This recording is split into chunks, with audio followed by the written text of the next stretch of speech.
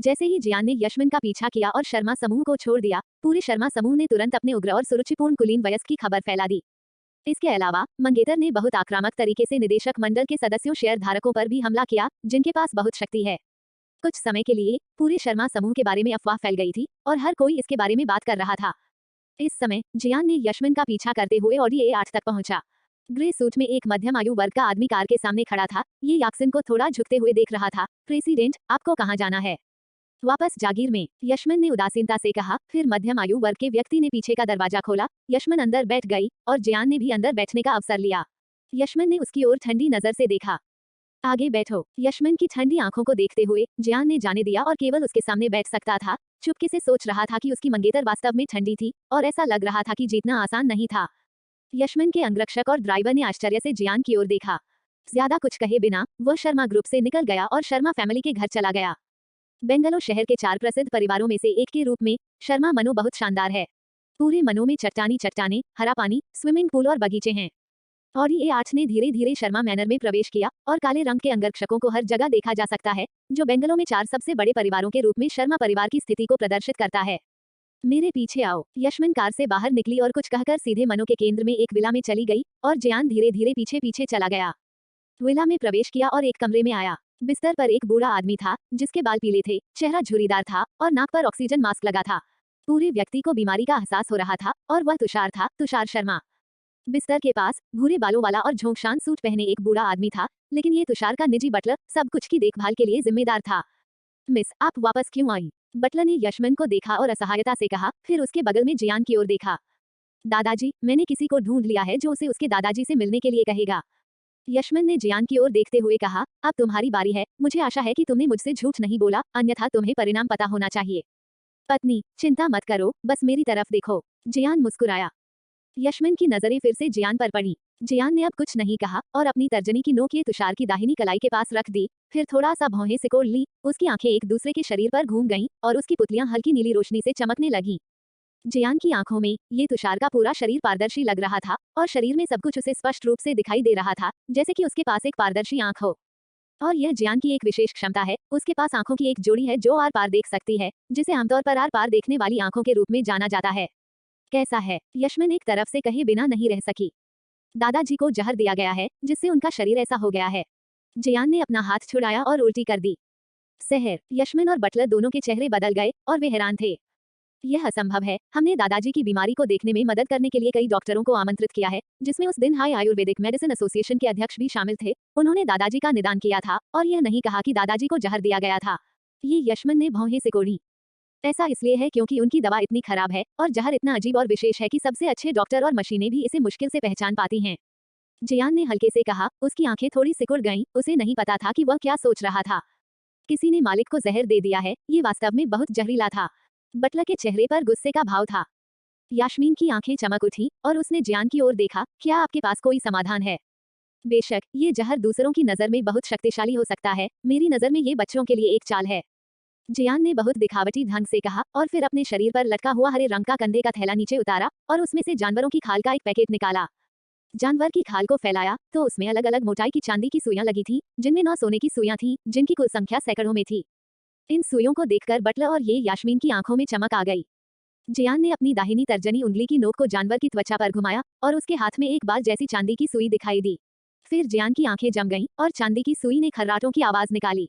प्रकाश सीधे कठोर हो गया। रुकना। इस समय इस कमरे में एक कोल्ड ड्रिंक की तेज आवाज आई। चाचा सोंग जल्दी से अंदर चला गया और उसके बगल में एक मध्यम आयु वर्ग की महिला थी। चाचा सोंग की पत्नी थी। चाचा, आपका क्या मतलब है? यास्मीन ने सोंग को देखा, थोड़ा भौहें सिकोड़ी, उसने गहरी आवाज में कहा। सोंग की आंखें जियान पर ठंडी नजर से टिकी थी। इस आदमी की उत्पत्ति अज्ञात है और वो अजीब तरह से व्यवहार कर रहा है। अब मुझे बूढ़े आदमी को एक सुई देने की जरूरत है। मैं सहमत नहीं हूँ। क्या होगा अगर इस आदमी ने बूढ़े आदमी की हत्या कर दी? हाँ यास्मीन, जल्दी मत करो और डॉक्टर के पास जाओ। यहाँ तक कि तुम्हारे दादाजी की बीमारी भी बेंगलोर के सबसे प्रसिद्ध चिकित्सा गुरु द्वारा ठीक नहीं की जा सकती। तुम ऐसे 20 साल के लड़के पर कैसे विश्वास कर सकती हो? अगर बूढ़े आदमी में 3 ताकतें और 2 कमजोरियां हैं, तो इस जिम्मेदारी के लिए कौन जिम्मेदार है? सोंग की पत्नी ने जियान को तिरस्कार से देखा और अजीब तरीके से यिन और यांग कहा। यास्मीन की नजरें सोंग पर पड़ी। चाचा, उसने मुझे अभी अभी बताया कि दादाजी की हालत ऐसी हो गई क्योंकि उन्हें जहर दिया गया था। आपको क्या लगता है दादाजी को किसने जहर दिया? यास्मीन की अभिव्यक्ति थोड़ी बदल गई, लेकिन उसने जल्दी से जवाब दिया, ये कैसे संभव है? बूढ़े आदमी ने बूढ़े आदमी की जांच की है और उसमें जहर बिल्कुल नहीं है। ये बच्चा बकवास कर रहा है। मुझे लगता है कि हमें उसे तुरंत बाहर निकाल देना चाहिए। यहाँ आओ। सोन की पुकार पर ये परिवार के कई गार्ड तुरंत अंदर आ गए। कौन मेरी तरफ देखने की हिम्मत करता है? यास्मीन ने ठंडे चेहरे से देखा और जोर से गाया, आज मेरे दादाजी के साथ जो कुछ भी हुआ उसके लिए मैं जिम्मेदार हूँ। आप इलाज शुरू करें। यास्मीन ने जियान को देखते हुए कहा, ससुर जी, मैं इस आदमी को बाहर फेंक दूंगा, इसने इसे यहाँ बुलाया है। जियान ने मुस्कुराते हुए कहा, तुम? सोन की आंखें गुस्से से चमक उठी और उन्होंने जियान को घूर कर देखा, लेकिन वह हिला नहीं। जियान ने चांदी की सुई पकड़ी और सीधे ये तुषार की भान के एक्यूपंक्चर बिंदु में छेद किया और चांदी की सुई का 2/3 हिस्सा प्रवेश नहीं किया। इसके बाद जियान ने एक प्रेत की तरह दोनों हाथों से नृत्य किया और तुषार शर्मा के चारों ओर कई एक्यूपॉइंट्स में चांदी की सुइयां डाली गईं। एक्यूपंक्चर तत्काल नहीं था, बिना किसी हिचकिचाहट के। जब दूसरे डॉक्टर एक्यूपंक्चर का इस्तेमाल करते थे तो ऐसी सतर्कता की भावना नहीं होती थी। फिर जियान ने चांदी की सुइयों को घुमाया और बार बार कांपने लगा। उसके शरीर से एक ऊर्जा बह निकली और चांदी की सुइयों के जरिए तुषार शर्मा के शरीर में चली गई। 10 सेकंड से अधिक समय के बाद जियान ने तुषार शर्मा का ऑक्सीजन मास्क हटा दिया, प्रतिद्वंद्वी के शरीर को ऊपर खींचा और सीधे उसकी पीठ पर थपथपाया। बेवकूफ, तुम क्या कर रहे हो? चाचा सोन शराब पीते हुए ठंडी दिख रही थे। यास्मीन और बटलर की आंखें सिकुड़ी हुई थीं। जियान ने एक हथेली से गोली चलाई। तुषार शर्मा ने जमीन पर एक जमाव थूक दिया। यह जमाव गहरे भूरे रंग का था, जो स्पष्ट रूप से सामान्य नहीं था। खून थूकने के बाद तुषार शर्मा का पीला और रंगहीन चेहरा धीरे धीरे ठीक हो गया और उसकी कमजोर सांस सामान्य हो गई। फिर जियान ने एक हाथ से हाथ हिलाया और उसके शरीर पर लगी चांदी की सुई बाहर खींच ली गई। जैसे ही जियान ने अपनी भान के बीच में लगी चांदी की सुई बाहर निकाली, तुषार शर्मा की आंखें धीरे धीरे खुल गईं। दादाजी, आप जाग रहे हैं। मैंने तुषार शर्मा को जागते हुए देखा। यास्मीन खुशी से फूट फूट कर रोने लगी, उसके चेहरे पर उत्साह का भाव था। जहां तक चाचा सोन की बात है, उसकी पुतलियां तेजी से सिकुड़ गई हैं। जियान की आंखें ये सोन पर नजर डालने से खुद को रोक नहीं सकी, उनके मुंह के कोने पर एक अजीब सी मुस्कान उभर आई।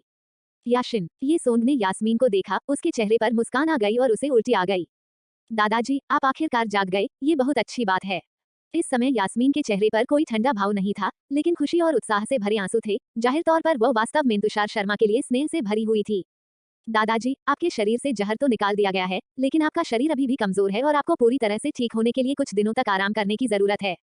जियान ने समय पर कहा, क्या आप हैं? तुषार शर्मा ने कुछ संदेह के साथ जियान को देखा।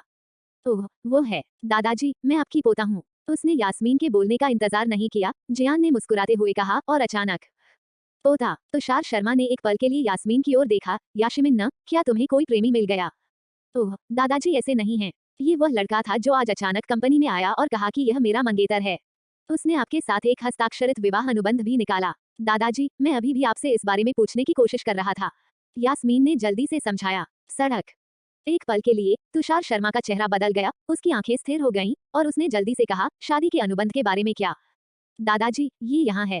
जियान मुस्कुराया और सगाई की किताब निकाली। निश्चित रूप से, ऐसा लगता है कि आप मास्टर मुंजी के प्रशिक्षु हैं। तुषार ने सगाई की किताब पकड़े हुए परमानंद के साथ कहा, उसकी आंखें बड़ी उत्सुकता से जियान को देख रही थीं। मुंजी वास्तव में मेरे गुरु हैं और यह विवाह अनुबंध भी मैंने ही मुझे दिया था, जिसमें कहा गया था कि मुझे अपनी पत्नी को खोजने के लिए बेंगलो आना चाहिए। जियान ने सिर हिलाया। इस समय यास्मीन को थोड़ा बुरा लगा और उसने अपने दादाजी की ओर घबराहट से देखा। क्या ये दादाजी के लिए सच नहीं है? बेशक ये सच है। यह विवाह अनुबंध 8 साल पहले मास्टर मुंजी और मेरे द्वारा व्यक्तिगत रूप से स्थापित किया गया था। मास्टर मुंजी ने 8 साल पहले कहा था कि उनका प्रशिक्षु मेरी पोती यानी यास्मीन से शादी करने आएगा। मुझे उम्मीद नहीं थी कि मैं आखिरकार इस दिन का इंतजार करूंगा। जी, तुषार शर्मा ने दुख जताते हुए कहा कि जब मुंजी के बारे में बात की जाती थी तो वो विशाल व्यवसाय व्यक्ति, जिसने बेंगलो के 4 बड़े परिवारों में से एक शर्मा परिवार की स्थापना की थी, के चेहरे पर दशकों तक प्रशंसा और पूजा की भावना रहती थी। देखो, मैंने झूठ नहीं बोला, तुम मेरी पत्नी हो। जियान ने यास्मीन को देखा और मुस्कुराया। आपका नाम जियान यादव है। तुषार शर्मा ने जियान को अपने चेहरे पर दयालुता के भाव के साथ देखा। हाँ, जियान ने सिर हिलाया। तुषार शर्मा ने संतुष्टिदायक मुस्कान के साथ कहा, मैं भविष्य में आपको यास्मीन दूंगा। मुझे आशा है कि आप उसके साथ अच्छा व्यवहार कर पाएंगे। निश्चिंत हो जाइए दादाजी, मैं अपनी पत्नी का अच्छा ख्याल रखूंगा। तो फिर तुम कल जाकर अपना विवाह प्रमाण पत्र ले आओगी। तुषार शर्मा के शब्दों ने कमरे में मौजूद सभी लोगों को चौंका दिया। ये बहुत तेज है। क्या ये विवाह प्रमाण पत्र प्राप्त करने के बारे में है? दादाजी, आप ऐसा कैसे कर सकते हैं? यास्मीन अंततः कहे बिना नहीं रह सकी। क्या क्या तुम अनिच्छुक हो, यास्मीन? तुषार शर्मा ने सोन की पत्नी की ओर देखा। बेशक मैं नहीं चाहती, दादाजी, मुझे परवाह नहीं है कि शादी का अनुबंध क्या है, लेकिन यह मेरे और उसके लिए असंभव है और मैं उसके साथ विवाह प्रमाण पत्र नहीं ले सकती। यास्मीन ने दृढ़ता से कहा। तुषार शर्मा का चेहरा बेकाबू होकर उदास हो गया। हाँ शिन, मैंने इस मामले पर फैसला कर लिया है। मैंने कभी किसी के साथ विश्वासघात नहीं किया है। चूंकि यह शादी तय हो चुकी है, इसलिए आपको कल जाकर विवाह प्रमाण पत्र लेने के लिए सहमत होना चाहिए। दादाजी, यास्मीन असहाय होकर चिल्लाया। जियान पर नजर डाली। दादाजी, इस आदमी को देखो, एक प्रवासी श्रमिक भिखारी की तरह कपड़े पहने हुए, मैं इससे कैसे शादी कर सकती हूँ? अरे नमस्ते, पर क्या आप लोगों को इस तरह मार सकते हैं? भाई कितना सुंदर है और एक भिखारी की तरह सुंदर है। भिखारी का भाई की तरह सुंदर चेहरा है, सुरुचिपूर्ण स्वभाव है। जियान ने गुनगुनाया। बेशर्म, यास्मीन के मुंह से ये 3 शब्द निकले। ठीक है यास्मीन, परेशान मत हो, ये तय करने की बात है। अगर तुम्हें अब भी लगता है कि मैं तुम्हारा दादा हूँ, तो कल जियान के पास जाओ और प्रमाण पत्र ले आओ। दादाजी, मैं सहमत नहीं हूँ, मैं इस आदमी के साथ प्रमाण पत्र नहीं लूंगा। यास्मीन ने बहुत दृढ़ता से कहा। तुम के तुषार ने खांसी। मास्टर, आप चले जाइए, आपका शरीर अभी तक ठीक नहीं हुआ है। बटला ने तुषार शर्मा को पकड़ते हुए कहा। जहां तक ये सोंड और उसकी पत्नी का सवाल है, वे एक तरफ खड़े थे, उनकी आंखें बिना कुछ बोले झपक रही थीं। नहीं तो पहले सर्टिफिकेट नहीं मिलेगा। आखिरकार हमारा कोई भावनात्मक आधार नहीं है। पहले रिश्ते को संवारना बेहतर है। मुझे विश्वास है कि मेरे आकर्षण से आपकी बहू मुझे पसंद करेगी। जियान ने बेहद आत्मविश्वास से कहा। हम्फ, यास्मीन बस ठंडे स्वर में गुनगुनाती रही। मास्टर, मुझे लगता है कि यह भी अच्छा है। पहले 2 युवाओं को धीरे धीरे अपने रिश्ते को बढ़ाने के लिए एक साथ रहने दें, और फिर प्रमाण पत्र प्राप्त करने में बहुत देर नहीं होगी। बटलर ने कहा। तुषार ने एक पल सोचा, फिर सिर हिलाया। ठीक है, बस इतना ही। मेरे पास दूसरी तरफ गार्डन में एक विला है। आप दोनों वहां जाकर साथ रह सकते हैं, फिर धीरे धीरे अपने रिश्ते को बढ़ा सकते हैं। क्या मुझे उसके साथ रहने दो? यास्मीन का चेहरा फिर बदल गया। और जियान उसे घूरने लगा। उद्धरण चिन्ह, एक साथ रहना, ये बहुत अच्छा है, आप कर सकते हैं। जियान के मुंह पर हल्की सी मुस्कान दिखाई दी और उसने बार बार सिर हिलाया। हाँ यास्मीन, यह मेरी आखिरी अंतिम पंक्ति है, मैं इसे अब और नहीं बदल सकता। बटलर, आप इस चीज को व्यवस्थित कर सकते हैं। तुषार शर्मा ने उस बटलर को देखा और कहा। हाँ गुरुजी। बटलर ने सिर हिलाया। यास्मीन ने इस बार अस्वीकार करने के लिए कुछ और नहीं कहा। वह जानती थी कि उसके दादा का चरित्र हमेशा से ऐसा ही रहा है, और उसे इस पर कोई आपत्ति नहीं थी।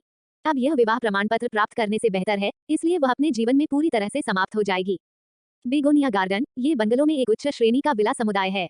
यहाँ के प्रत्येक घर की कीमत 10 मिलियन युआन है और वातावरण सुंदर है। सुरक्षा उपाय सख्त हैं। ये वह स्थान है जहाँ बंगलौर के कई उच्च श्रेणी के लोग रहना पसंद करते हैं।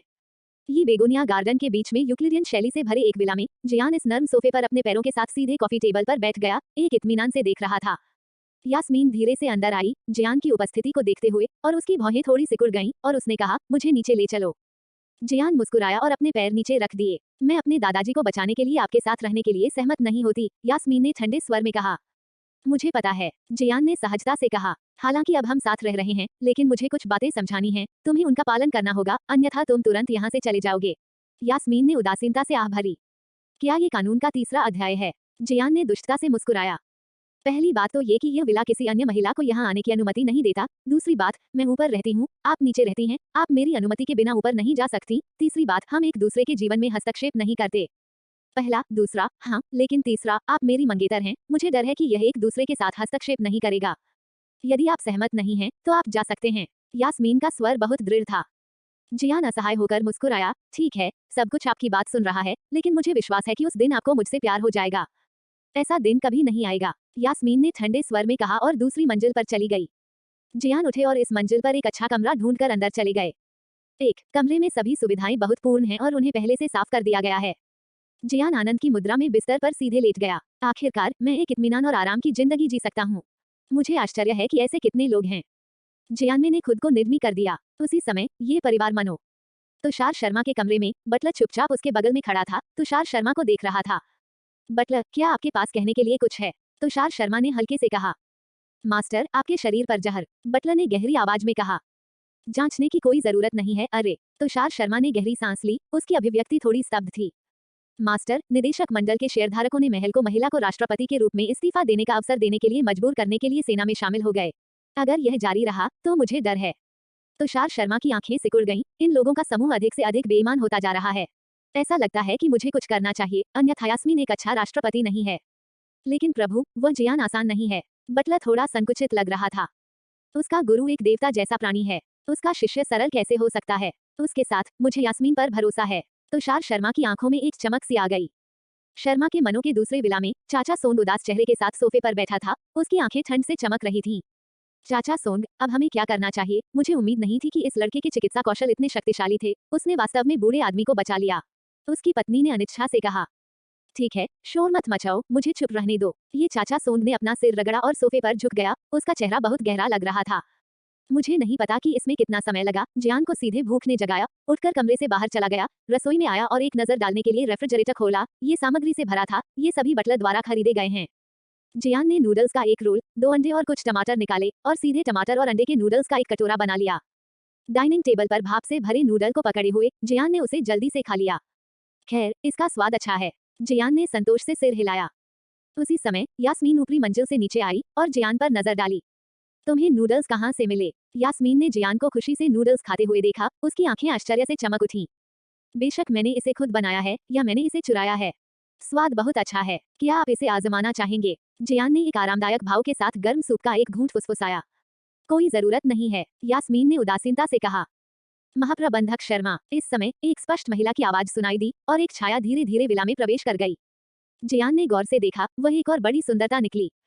यह एक घमंडी महिला है। मिन्नत की ठंडक और अहंकार से लोगों को पता चलता है कि यह महिला इतनी सुलभ नहीं है। जैसे ही सुंदरी अंदर आई, वह जल्दी से यास्मीन के पास आई और सम्मानपूर्वक चिल्लाने लगी। सुयान, तुम उसे बाद में नए कपड़े खरीदने के लिए बाहर ले जाओगी। मैं उसे सज्जन व्यक्ति जैसा बनने के लिए नहीं कहता, लेकिन कम से कम वह इसे देख तो सकता है। यास्मीन की आंखों ने जियान की तीखी पोशाक को स्कैन किया और उसने अपनी सचिव से बात की। हाँ, राष्ट्रपति। सुयान ने सिर हिलाया, उसकी आंखें जियान को देख रही थीं और उसकी आंखों में एक अलग रंग चमक उठा। ठीक है, मैं पहले कंपनी में जाऊंगी, यास्मीन ने कहा और सीधे विला से निकल गई। जियान ने कटोरा नीचे रखा, एक टूथपिक पकड़ी और अपने सामने की सुंदरता पर एक चंचल मुस्कान के साथ अपने दांतों को खरोंच दिया। ओह, मुझे उम्मीद नहीं थी कि मेरी पत्नी की सचिव इतनी खूबसूरत होगी। ये वास्तव में वर्ग का मामला है, लोग समूहबद्ध हैं। मिन्नत ने जियान की तुच्छ निगाहों को देखा और उसकी आंखों में घृणा की झलक थी और उसने कहा, मुझे नहीं पता राष्ट्रपति के पास तुम्हारे जैसा मंगेतर क्यों है। क्या मैं ऐसा नहीं हो सकता? मैं आपको बता सकता हूँ, लेकिन मैं हॉल में गया और रसोई घर में हर तरह से अच्छा आदमी मिला। जियान ने अंतहीन बातें की। मिन्नत का चेहरा अचानक ठंडा हो गया और गुनगुनाया, बकवास मत करो, बस मेरे साथ चलो। मिन्नत ने एड़ी पर कदम रखा और जियान ने अपनी जेबों में हाथ डालकर उसका पीछा किया। यह मिन्नत की कार एक नीली शेवरलेट थी। जियान सीधे बैठ गया और एक हल्की सुगंध बाहर आ गई। इसकी खुशबू बहुत अच्छी है। जियान दुष्टता से मुस्कुराया। मिन्नत की आंखें अचानक सिकुड़ गईं और उसकी आंख के कोने से ठंडक की एक झलक झिलमिला उठी और वह कार को सीधे बेंगलोर के सबसे बड़े शॉपिंग प्लाजा की ओर ले गई। न्यू सेंचुरी मॉल, जो बेंगलोर शहर में एक बहुत प्रसिद्ध शॉपिंग मॉल है, जहां हजारों से अधिक दुकानें हैं, इसे पूर्ण कवरेज के रूप में वर्णित किया जा सकता है। कार को भूमिगत पार्किंग में पार्क करके मिन्नत जियान को मॉल में ले गया और हर जगह लोग थे। पूरा मॉल 30 मंजिल ऊंचा और एक रिंग के आकार का था। बीच में खड़े होकर आप ऊपर का नजारा देख सकते थे। जी मिन्नत जियान को सीधे 10वीं मंजिल पर स्थित पुरुषों के कपड़ों के ब्रांड के स्टोर में ले गया। श्रीमती, सर, आपको क्या चाहिए? जैसे ही मैं ब्रांड स्टोर में गया, महिला शॉपिंग गाइड मेरे पास आई और उन दोनों को थोड़ा सा झुकते हुए देखने लगी। उसके लिए अंदर से बाहर तक के कपड़े का एक सेट चुने। मिन्नत ने जियान की ओर स्पष्ट रूप से इशारा किया। महिला शॉपिंग गाइड ने जियान को देखा, दूसरे व्यक्ति की तेज पोशाक को देखा, थोड़ा हैरान हुई। ये कल्पना करना कठिन है कि ऐसा आदमी इतनी सुंदर, सेक्सी, पूर्ण विशेषताओं वाली महिला के साथ चलेगा। ठीक है, लेकिन महिला शॉपिंग गाइड ने तुरंत जवाब दिया, थोड़ा सिर हिलाया और जियान से कहा, सर कृपया अंदर आएं। जियान मुस्कुराते हुए अंदर आया। मिन्नत चुपचाप खड़ी रही, उसका स्वभाव बहुत अच्छा था। इस कपड़ों की दुकान में कई पुरुष ग्राहक भी हैं। मिन्नत की आंखों को देखकर तेजस्वी आंखें चमक रही हैं। कुछ पुरुष अपनी महिला भागीदारों के साथ ना मिन्नत को देखते हुए अपने आसपास की महिला भागीदारों के गुस्से और असंतोष का कारण भी बन गए हैं।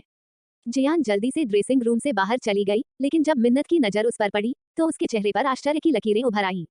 इस समय जियान ने एक सफेद शर्ट और एक काला सूट पहना था और निचले शरीर पर एक जोड़ी काले क्रॉप्ड पैंट पहने थे। पूरे व्यक्ति की छवि अचानक बदल गई। जियान मूल रूप से 18 मीटर की ऊंचाई, एक मजबूत शरीर और एक सीधा, पूर्ण पिछलग्गू था। अब इस ब्रांड के कपड़े पहनना सही है और जियान का स्वभाव नाटकीय रूप से बदल गया है।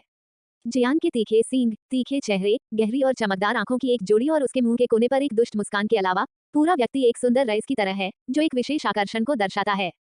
कुछ देर के लिए मिन्नत की नजर ने भी कोई प्रतिक्रिया नहीं दी और यहाँ तक कि महिला शॉपिंग गाइड भी आश्चर्य की नजर से देख रही थी, जियान की जुनूनी नजर को देख रही थी। जहां तक खुद जियान का सवाल है, उसने खुद को फर्श से छत तक के दर्पण में देखते हुए एक नजर से आह भरी, लोग बिल्कुल भी सुंदर नहीं हैं और इस तरह का सूट पहनना केवल सुंदर और चौंकाने वाला है। इससे दूसरे पुरुष कैसे जीते हैं? जब मैंने जियान की आत्ममुग्धता और उल्टी सुनी, तो मिन्नत तुरंत जाग गई और ठंडे स्वर में बोली, मैंने तुम्हें इतना बेशर्म कभी नहीं देखा। क्यों, सौंदर्य सचिव, मेरे पास इससे भी ज्यादा बेशर्मी वाली चीज है। क्या तुम देखना चाहोगी? जियान ने मिन्नत को हल्के से देखा। जी मिन्नत ने जियान की आंखों को नजरअंदाज कर दिया और महिला शॉपिंग गाइड को देखा। उसके आकार के अनुसार सभी प्रकार के कपड़े ले लो। जियान ने जल्दी से अपने हाथों में 3 या 4 बैग उठाए। जब उसने देखा कि कपड़ों का ढेर सैकड़ों हजारों का था, तो उसे आह भरनी पड़ी कि इस अमीर आदमी का जीवन वास्तव में अकल्पनीय था। उफ, मैं अभी उस समय था जब जियान बैग लेकर स्टोर से बाहर निकलने वाला था। अचानक एक आकृति उसके चेहरे पर आ गिरी। जियान सुरक्षित था, लेकिन दूसरा पक्ष जमीन पर गिर गया और दर्दनाक चीखने लगा। जियान की आंखें चौंधिया गईं। यह आकृति एक महिला थी और लाल पोशाक और जीन्स शॉर्ट्स पहने हुए एक 17 वर्षीय लड़की की तरह लग रही थी। चेहरा थोड़ा अपरिपक्व है, को अपने चेहरे पर थोड़े विद्रोह और शर्मिंदगी के साथ पड़ता है। यह विद्रोही काल की एक युवा लड़की है, लेकिन ये लड़की बहुत सुंदर दिखती है। उस युवा लड़की के बगल में एक युवा महिला है जो बहुत अच्छी लग रही है। इस समय उसने जल्दी से युवा लड़की को उठाया और कहा, क्या तुम ठीक हो? चाचा, क्या आप जानते हैं कि आपने मुझे चोट पहुंचाई है? विद्रोही लड़की खड़ी हुई, जियान को देखा और कहा, उसकी आंखों में गुस्सा झलक रहा था। अरे, पहले मुझे इसे सही करने दो। मैं चाचा नहीं हूँ। आप मुझे हैंडसम, बड़ा भाई या बच्चा कह सकते हैं, लेकिन कृपया मुझे चाचा न कहें। जियान ने बेहद असंतुष्ट होकर कहा। अरे, लड़की और उसके आसपास की सभी लड़कियां बेकाबू होकर हंसने लगीं। और जियान ने अपनी आंखें युवा लड़की पर टिकाई और कहा, तुम बहुत पतली हो, अब मेकअप करने का समय आ गया है। अचानक लड़की का रंग बहुत भारी हो गया, उसकी आंखें तीव्र क्रोध से चमक उठी और वह जियान को घूरने लगी, उसके दांत काटने और खड़खड़ाने लगे। अरे यार, तुमने मुझसे ऐसा कहने की हिम्मत कैसे की? लड़की गुस्से से चिल्लाई और जूते में उसके खूबसूरत पैरों ने बताया जियान को जमकर लात मारी। मैं घास हूँ, बहुत क्रूर। दूसरे पक्ष को देखते हुए जियान का चेहरा बदल गया। तुरंत उसके पैर जकड़ गए, उसने दूसरे पक्ष को मजबूती से जकड़ लिया और चुपचाप कहा, मैंने कहा छोटी बहन, इतना कठोर मत बनो। तुम्हें मुझसे ऐसा कहने के लिए किसने कहा? लड़की ने गुस्से से जियान को देखा। जियान ने दूसरे के शरीर को देखा और कहा, मैं सच कह रहा हूँ, आप वास्तव में पतले हैं। अरे यार, तुम अभी भी कहते हो। युवा लड़की ने गुस्से से जियान के सिर पर वार किया और ऐसा लग रहा था कि 2 लड़के थे। जियान का सिर हिंसक रूप से झटका, उसने एक हाथ से बैग को नीचे किया और सीधे उसे थपथपाया। मुझे जियान ने गोली मार दी थी और लड़की कई बार आगे पीछे हुई, लेकिन जियान एक नजर से शर्मिंदा था। सॉरी। इस युवा लड़की का चेहरा पहले से ही अत्यधिक गुस्से में है। जियान अजीब तरह से मुस्कुराया, छोटी बहन, अलविदा, अलविदा। जियान के बारे में बात करने के बाद वह अपना बैग लेकर जल्दी से वहां से चला गया। अरे यार, तुम मेरा इंतजार करो। लड़की गुस्से से चिल्लाई। बहन, क्या तुम सच में कहती हो कि मैं नहीं जानती? लड़की अपने बगल में बैठी महिला की ओर देखे बिना नहीं रह सकी। यह कुछ देर तक महिला को समझ में नहीं आया कि क्या कहे। उसकी बहन, चाहे वह चेहरा हो या आकृति, प्रथम श्रेणी की थी, लेकिन उसमें कुछ कमी थी। नहीं, मुझे कपड़े बदलने होंगे। अपनी बहन के चेहरे पर भाव देखकर लड़की को अपनी कमियों का पूरा एहसास हो गया और वो पागलों की तरह चिल्लाने लगी। इस समय जियान पहले ही 100 मीटर दौड़ चुका था। उसने एक गहरी सांस ली और उसे इतनी चतुर छोटी मिर्च का सामना करने की उम्मीद नहीं थी। यह अफसोस की बात है। जियान ने लड़की काजल के शरीर के बारे में सोचा, अफसोस की बात है। तुम सच में एक औरत को उकसाओगे। मिन्नत धीरे से आया और जियान को ठंडे भाव से देखा। फिर मिन्नत ने जियान को जूते की दुकान में लाया और कई जोड़ी जूते, खेल के जूते, चमड़े के जूते, आरामदायक जूते खरीदे। अंत में उसने जियान के लिए कई जोड़ी मोजे खरीदे, जिसने सीधे जियान के हाथों को चीजों से भर दिया। मैंने कुछ घंटे बिताए, जियान ने बहुत सी चीजें उठाई और मिन्नत का पीछा करते हुए पार्किंग स्थल पर वापस आ गया। इस समय एक काली वाणिज्यिक कार तेजी से बाहर निकली, जिसने दोनों को जल्दी से डरा दिया। हेलो, क्या आप गाड़ी चलाएंगे? जियान ने बुदबुदाया। इधर आओ, किसी ने अपहरण कर लिया है। इस समय एक महिला तेजी से आई और चिल्लाई। यह महिला वही बहन है जो पहले विद्रोही लड़की के बगल में थी। दूसरी तरफ देखते हुए जियान की आंखें जम गईं और फिर वो प्रस्थान करने वाली व्यावसायिक कार की ओर बढ़ गया। उसकी आंखों में एक नीली रोशनी चमकी और उसने कार में कई पुरुषों को देखा। उनमें से वो विद्रोही लड़की जिसे उसने पहले देखा था, अभी भी वहां थी। उसके हाथ बंधे हुए थे। ये स्पष्ट रूप से एक साथ अपहरण है। कृपया काजल को बचाने में मदद करें। महिला ने जियान को देखा और जल्दी से कहा। थोड़ी देर के लिए अपनी कार का उपयोग करें। जियान ने सीधे कहा।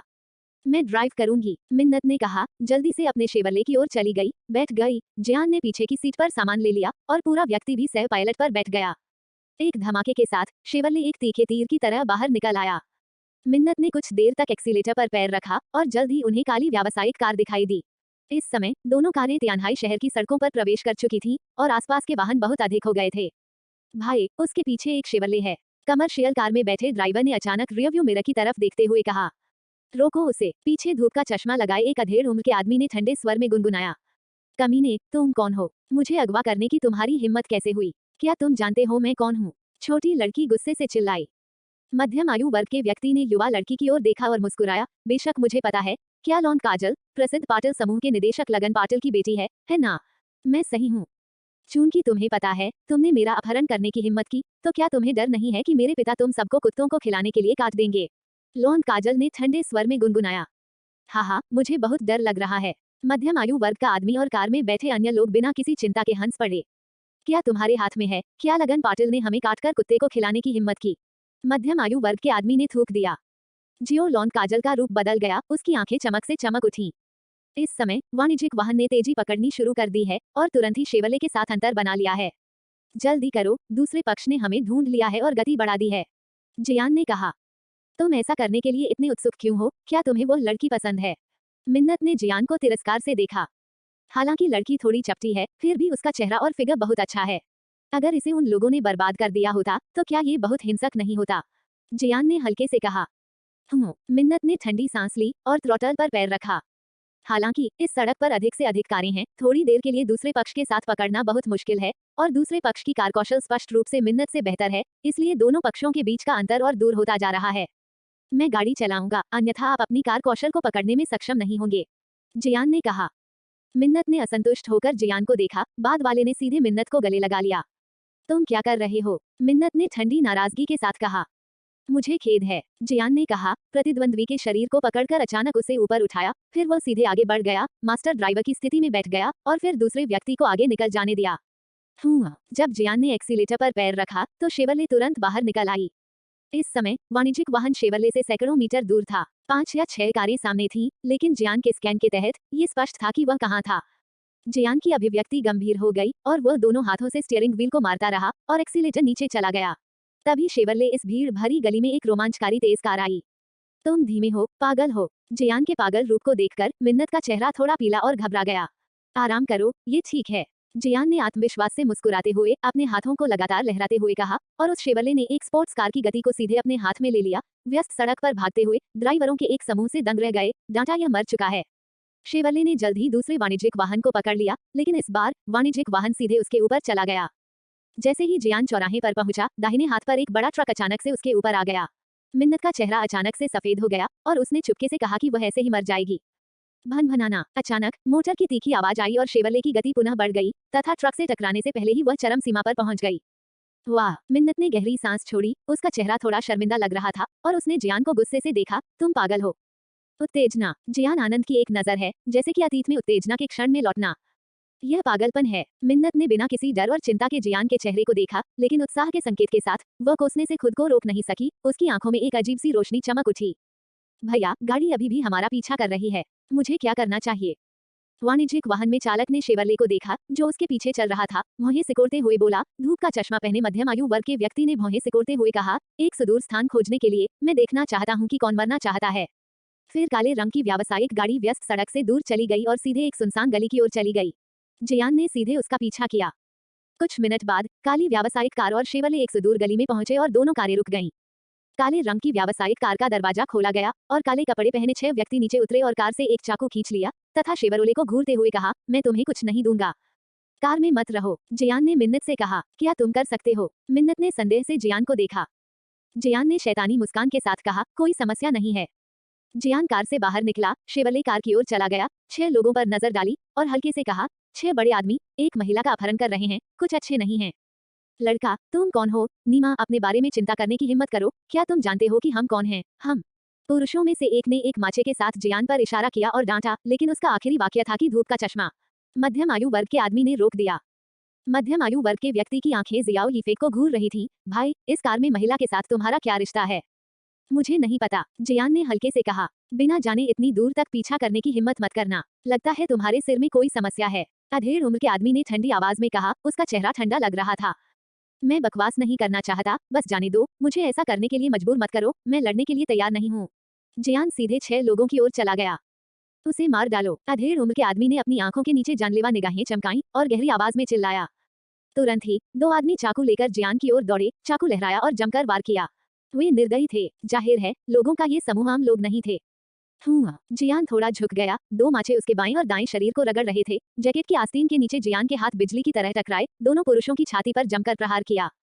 दोनों मौके पर ही उछलकर सीधे जमीन पर गिर पड़े और उसके मुंह से खून बहने लगा।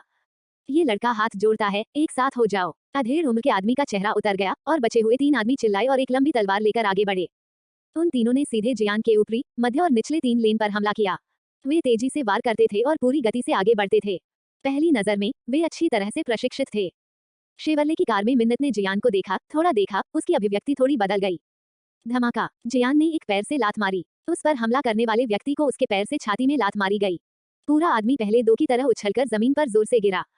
शेष दो ने एक का पेट सीधा कर दिया, एक ने उसकी गर्दन पर वार किया और दोनों अपनी तलवारों से बहुत भयंकर थे। उनकी आंखों में ठंडी जानलेवा शक्ति चमक रही थी। जियान ने अपने मुंह के कोने में एक मुस्कुराहट दिखाई। उसने अपने हाथ ऊपर नीचे किए और यहाँ तक कि सीधे दो आदमियों के हेलीकॉप्टर को पकड़ लिया। कुछ समय के लिए दोनों आदमियों का हेलीकॉप्टर हिल नहीं सका, अंदर नहीं जा सका और बाहर नहीं निकल सका।